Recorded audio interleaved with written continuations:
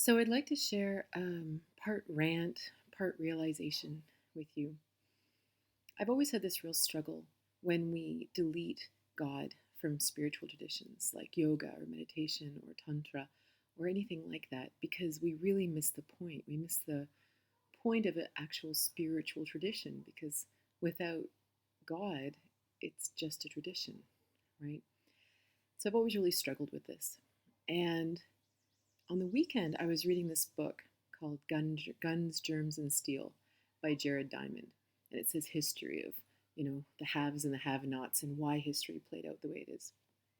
So I'm reading this one passage about in 1532 when the Spaniards conquered the Incans in Peru. And there was something about this that just boiled my blood. And it's not like it's never boiled my blood before. I mean, we've been reading about this our whole life. In Canada, we're still struggling with how the Native Americans were treated in U.S. and Australia, all over the place. So this is I know it's a very obvious thing, but for some reason, maybe it was just to write this article and have this rant, something really clicked for me.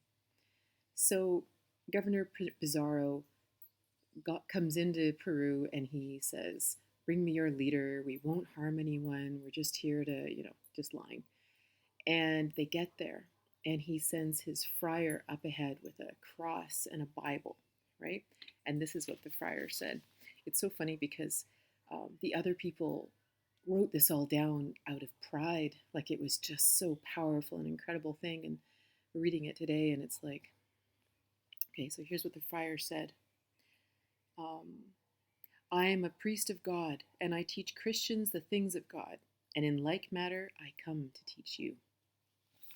So the leader, you know, wasn't interested in this and threw the Bible to the ground.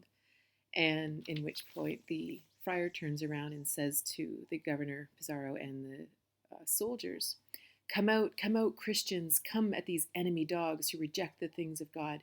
March out against him, for I will absolve you."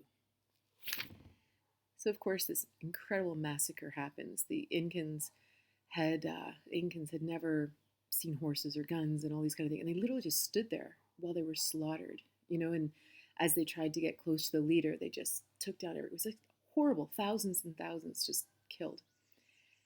And then in the end, I'm sorry for this horrible story, but it just really helps me understand why we struggle to have God in these traditions that we are um, adopting into our Western world, and why we just don't want to hear about it.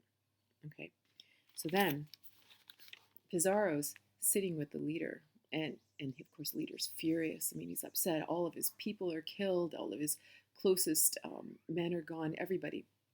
And so this is what Pizarro says to him to soothe his rage, according to a bystander. "Do not take it as an insult that you have been defeated and taken prisoner. We come to conquer this land by the King of Spain's command, that all may come to a knowledge of God and his holy Catholic faith. And by reason of our good mission, God permits this, in order that you may know him and come out of the bestial and diabolical life that you lead. When you have seen the errors in which you live, you will understand the good that we have done by coming to your land. Our Lord permitted that your pride be brought low, and that no Indian should be able to offend a Christian." And I know this happened back in 1532.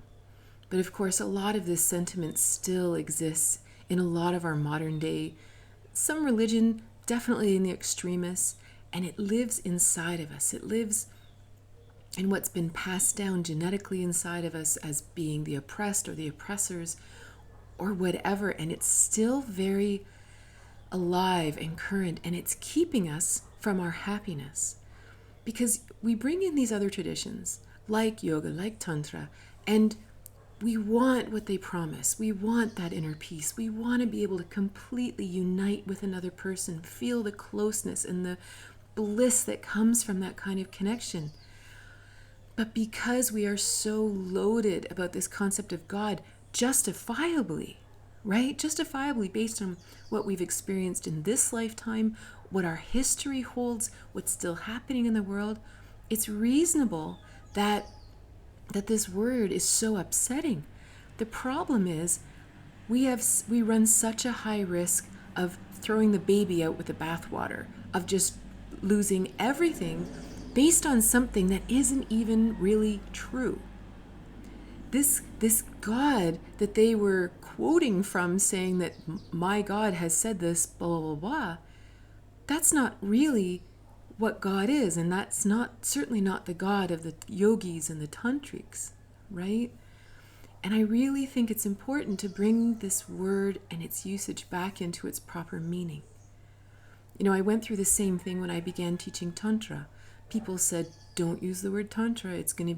People are going to think you're talking about orgies and free sex and massages and all these kind of things, and they're going to think you're all into kinky stuff and weird stuff. But deep down I was like, no, but we have to use the word tantra because this is what tantra is, not all that stuff.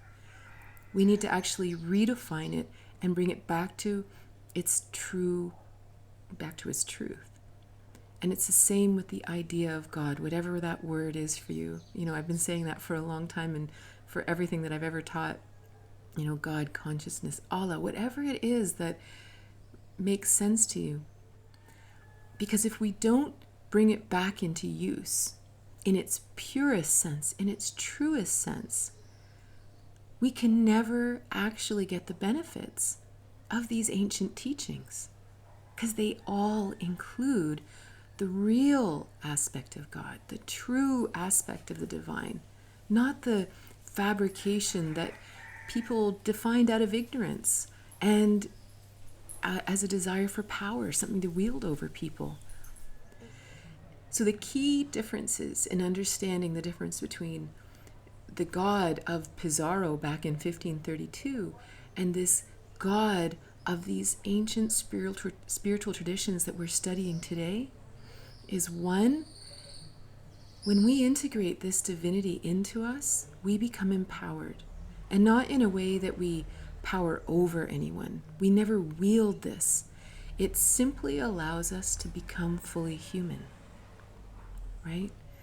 The second thing is, it creates this finite being, and it doesn't create it, but it merges this finite being with our infinite aspect. And that changes everything, because we're no longer limited to this world, because we know that there's more, and at the same time we bring what's more into this limited world. This is a whole different idea. And the third part really speaks to Einstein saying that you cannot solve a problem at the level that it was created. And this is listening for inner guidance. When we listen within for guidance, we get to jump outside of the limitations of our brain and our teachings and everything we've ever learned, and actually listen for something new.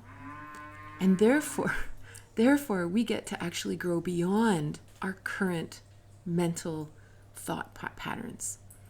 This is the magic of a spiritual journey, right? This is why it's almost a fast track to true peace and happiness, because it's not just based here, and it's not based in an idea of the wrathful, God of these people, right? It's a completely different concept.